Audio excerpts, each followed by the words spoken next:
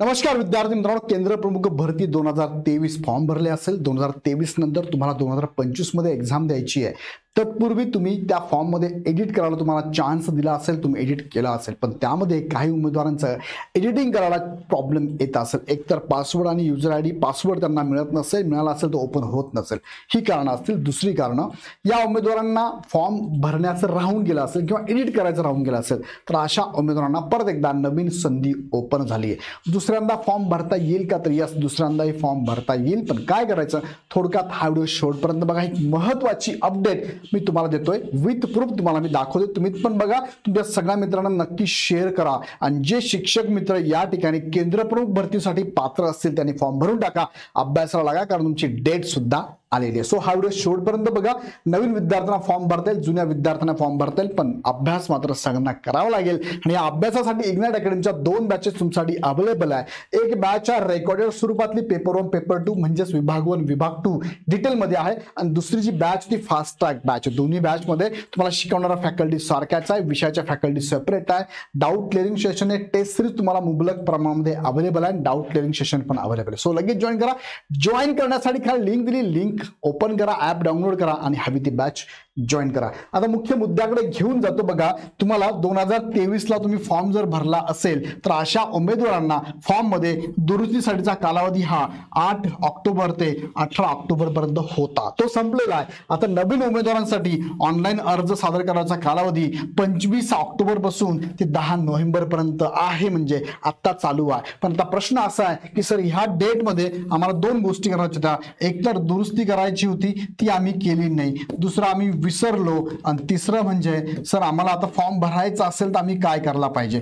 जर तुम्ही विसरले असाल, फॉर्म भरला नसेल, दुरुस्ती केली नसेल, तर तुम्हाला फॉर्म भरता येईल का? तर यस, भरता येईल. तुम्हाला नवीन फॉर्म भरता येईल. सर, मग प्रश्न असा आहे की आम्ही जर नवीन फॉर्म भरला तर पहिला फॉर्म रद्द होईल का? यस, पहिला फॉर्म रद्द होऊन जाईल, दुसरा फॉर्म तुमचा कन्सिडर केला जाईल. हे मी नाही सांगत, हे MSCच्या वेबसाईटला त्यांनी नोटिफिकेशन मध्ये सांगितलं आहे. लगेच तुम्हाला मी दाखवतोय ते नोटिफिकेशन काय म्हणतं. पण पुढचा मुद्दा लक्षात घ्या, तुमची ऑनलाईन परीक्षा जी असणार आहे ती 1 डिसेंबर पासून ते 5 डिसेंबरच्या दरम्यान चालणार आहे. पण त्यांनी खाली सांगितलंय बदल होऊ शकतो. स्थानिक स्वराज्य संस्थेची अडचण जर आली नाही तर एक्झाम होऊन जाईल, पण अडचण जर काही आली तर एक्झाम पोस्टपोन होण्याचे चान्सेस आहेत. पण 99.9% एक्झाम तुमची ह्या डेटला होईल. 0.1% जर काही गडबड झाली तर मग मात्र काही हरकत नाही, पोस्टपोन होईल. पण अभ्यास मात्र चालू ठेवा, ही डेट कन्सिडर करूनच अभ्यास चालू ठेवा. आता बघा, त्यामध्ये तुम्हाला मी वेबसाईटला घेऊन जातो, पण तत्पूर्वी तुम्ही जर बघितलं तर फॉर्म भरण्याची प्रोसेस जी आहे ती प्रोसेस तुम्हाला बघायला मिळते. डेट 25 तारखेपासून चालू आहे, लास्ट डेट 10 नोव्हेंबर पर्यंत आहे. पुणे परिषदेचं हे शुद्धीपत्रक पण आलेलं आहे. तुमची एक्झामची डेट त्यांनी 1/12 ते 5/12 दरम्यान ठेवलेली आहे. पात्रतेमध्ये तुम्हाला मी सांगितलं, असा शिक्षक ज्याचा शिक्षण सेवकाचा कालावधी पकडून तो जर शिक्षक 6 वर्ष कंटिन्यू शिक्षक म्हणून कार्यरत असेल, तर असा पदवीधर असेल किंवा शिक्षक असेल, तो ही एक्झाम देऊ शकतो. फक्त शिक्षक हा फॉर्म भरण्याच्या लास्ट डेट पर्यंत त्याची पदवी पूर्ण असावी लागेल. मात्र 6 वर्षाचा कालावधी जर असेल तर 100% फॉर्म भरू शकतो, हे त्यांनी यामध्ये सांगितलेलं. पण याच्यावर तुम्ही व्हिडिओ पण घेतलेला आहे. पात्रतेमध्ये छोटासा बदल त्यांनी जो केला तो मी आता सांगितला, तो असा की पदवी ही फॉर्म भरण्याच्या शेवटच्या तारखेपर्यंत पूर्ण असावी. फॉर्म भरण्याची लास्ट डेट आहे 10 नोव्हेंबर, त्याच्या अगोदर तुमचं पदवी पूर्ण असावं लागेल. आणि दुसरं, अखंड नियमित सेवेचा किमान 6 वर्षाचा कालावधी 1 जानेवारी 2025 पर्यंत असावा. 2025 पर्यंत 6 वर्षाचा कालावधी, ज्यामध्ये शिक्षण सेवक कालावधी सुद्धा पकडायचा आहे, तुम्हाला लक्षात घ्या. सो तो विद्यार्थी म्हणजे शिक्षक इथे फॉर्म भरू शकतो, शिक्षकच फॉर्म भरू शकतो, बाकी शिक्षक फॉर्म भरू शकत नाही. झेडपीचे शिक्षक फक्त इथे फॉर्म भरू शकतात, बाकी फॉर्म भरू शकत नाही. कारण त्यांनी स्पष्ट इथे सांगितलंय, सर्व जिल्हा परिषद मधील कार्यरत प्राथमिक शिक्षकांना केंद्र प्रमुख पदावर विभागीय मर्यादित स्पर्धा परीक्षेद्वारे नियुक्ती देण्यासाठी. म्हणजेच काय, सर्व जिल्हा परिषदेचे शिक्षक जे की या पात्रतेमध्ये बसतात तेच इथे फॉर्म भरू शकतात, अदरवाईज बाकीचे फॉर्म भरू शकत नाही. महत्वाचा प्रश्न आहे, मग नवीन विद्यार्थ्यांना फॉर्म भरता येतो का? यस, फॉर्म सुटलेले आहे. 10 नोव्हेंबर पर्यंत फॉर्म भरायचा आहे.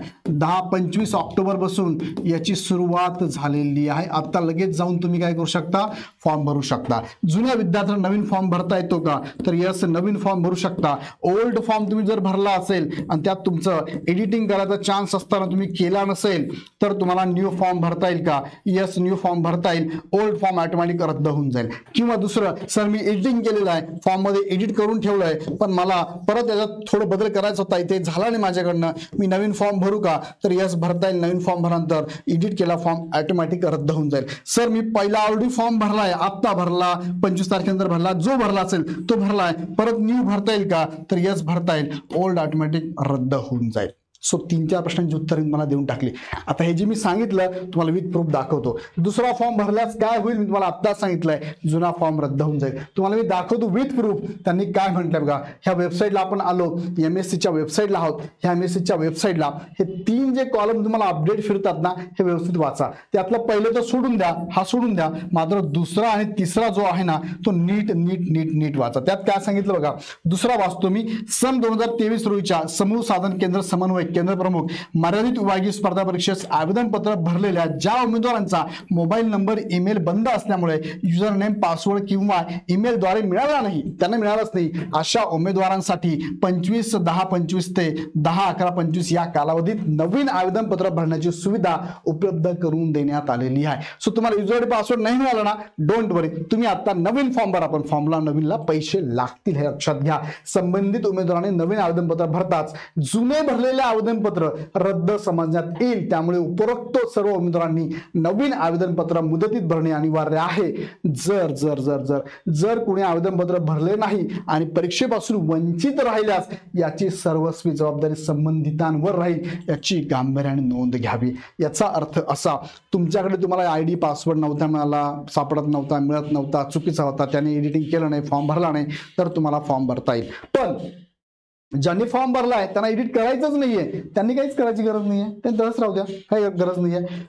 एडिटिंगला चान्स द्यायचा अर्थ एडिटिंग करायलाच पाहिजे असं होत नाही. पण अपेक्षित असं आहे की एडिटिंग मध्ये तुमचा अनुभव वाढणारच आहे.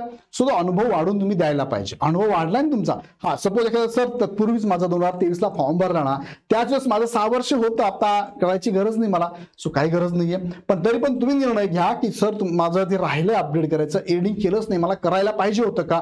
तर मी तुम्हाला सांगेल करायला पाहिजे होतं, पण राहिलं तरी काही फरक पडणार नाही असं मला वाटतं. पण तुम्ही निर्णय घ्या, तुम्हाला वाटतंय सर राहिले माझं एडिटिंग करायचं करू का? सो तुम्ही करू शकता, काही प्रॉब्लेम नाही. कदाचित आता तुम्हाला पैसे भरावे लागतील, कदाचित नाही भरावेच लागतील, पण ते पैसे जातील, पण तुमची रिस्क कमी होऊन जाईल, म्हणजे शंका काही राहणार नाही. सो फॉर्म भरून टाकायला हरकत नाही. सो परत मी रिपीट करतोय, लक्षात घ्या मला काय म्हणायचं. दुसरा मुद्दा काय, दुसरा जो सांगितलं त्यांनी, 2023 मध्ये आवेदनपत्र भरलेल्या उमेदवारांना कळवण्यात येते की आवेदनपत्र भरताना आपण दिलेल्या मोबाईल नंबर, मेल ID वर आवेदनपत्र दुरुस्ती करण्यासाठी लागणारा युजर ID पासवर्ड पाठवण्यात आला आहे, त्याप्रमाणे पुढील कारवाई करण्यात यावी. हे बिफोर झालं. आता तर एडिटिंगचा चान्स तर संपला आता, कारण ती लास्ट डेट काय होती 8 तारखे होती, ती संपली आता. पण आता 3 मुद्दे तुम्हाला आता जे सांगितले 3 मुद्दे कोणकोणते सांगितले तुम्हाला.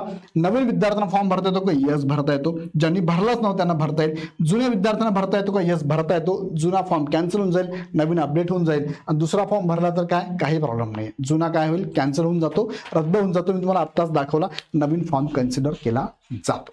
आता परत एक मेजर प्रश्न असा समोर येतो, सर आम्ही फॉर्म भरला होता पण आम्ही एडिट केलं नाहीये, तर काही करायची गरज नव्हती, मी केला नाहीये, तर आम्ही फॉर्म भरू का? नवीन गरज नाही, राहू दे तसंच, काही प्रॉब्लेम नाही.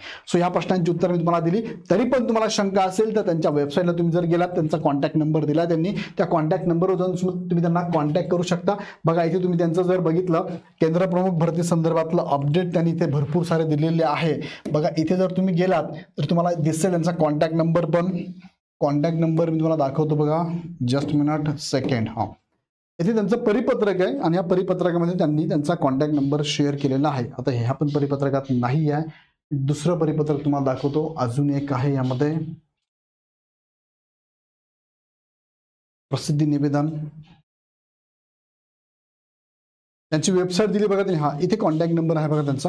हा कॉन्टॅक्ट नंबर तुम्ही यांना कॉल करू शकता, माहिती घेऊ शकता. त्यांची वेबसाईट पण आहे, त्यांचा ईमेल ID पण आहे. यांना कॉल किंवा मेल पण तुम्ही करू शकता. पण काळजी घ्या, फॉर्म भरताना चुकीच्या गोष्टी करू नका, नंतर DVला सिलेक्शन झाल्यावरती प्रॉब्लेम येतो. सो तुम्ही तयारी करत असालच, अभ्यास चांगला करत असाल, अभ्यास करत असताना तुम्हाला जर गरज वाटली मार्गदर्शनाची, तर इग्नाइट अकॅडमी हा चांगला ऑप्शन तुमच्या समोर अवेलेबल आहे. रेकॉर्डेड बॅच पण आहे आणि फास्ट ट्रॅक बॅच पण, दोघांपैकी जी योग्य बॅच वाटते तुम्ही घेऊ शकता. त्यासाठी लिंक खाली डिस्क्रिप्शनमध्ये दिलेली आहे. लिंक ओपन करून ॲप डाउनलोड करा, बॅच परचेस करा किंवा डायरेक्ट प्ले स्टोअरवरनं ॲप डाउनलोड करा आणि हवी ती बॅच परचेस करा. अडचण आली तर ह्या नंबरला नक्की कॉल करा. व्हिडिओ आवडला तर लाईक करा, चॅनल सबस्क्राईब करा. पुन्हा भेटूया नेक्स्ट व्हिडिओमध्ये. धन्यवाद.